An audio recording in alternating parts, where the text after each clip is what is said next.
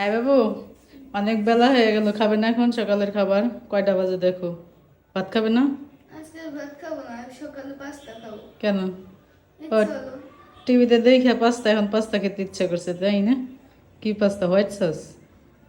ঠিক আছে, বানাচ্ছি।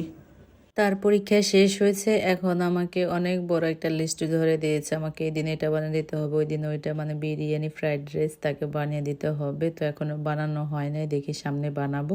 তো এই যে সকালে পাস্তা খেতে চাইলো, তো এখন পাস্তা বানিয়ে দিব। এই পাস্তাটাই ঘরে ছিল, তো লবণ আর হলো তেল দিয়ে সিদ্ধ করে নিলাম।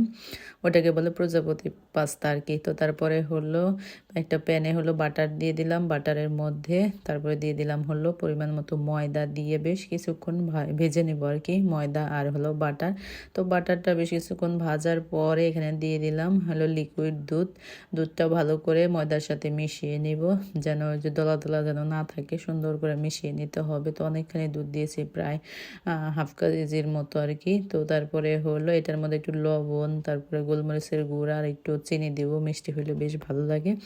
একটু চিলি ফ্লেক্স দেওয়া যায়, কিন্তু আমার ছেলে আবার ঝাল কিছু খেতে চায় না, তো তার জন্য দিলাম না আর কি। চিলি ফ্লেক্স দিলেও বেশ ভালোই লাগতো। তারপরে চিজও দিয়ে দিলাম, চিজ দিয়ে মেল্ট করার পরে তারপরে দিয়ে দিলাম সেদ্ধ করা যে পাস্তাটা ছিল, সেটা দিয়ে নাড়াচাড়া করে তারপরে নামিয়ে ফেলবো। খুব একটা বেশি সময় লাগে না, একদম ইজি রান্না। তো লাস্টেও একটু চিজ দিয়ে মেল্ট হয়ে গেলে নামিয়ে ফেলবো। তবে এই হোয়াইট সস পাস্তাটা আমারও বেশ ভালোই লাগে। তো ছেলে যেহেতু খেতে চেয়েছে, তার প্রথম একটা আবদার ছিল, এটা খাবে আজকে সকালে, তো বানিয়ে দিলাম। লিস্টে আর অনেক কিছু আছে, সেগুলো আস্তে আস্তে বানিয়ে দিব। এই যে শেষ নামানো, তো এখন হলো তাকে দিলাম, এখন সে সকালে নাস্তা করবে 12টার সময়।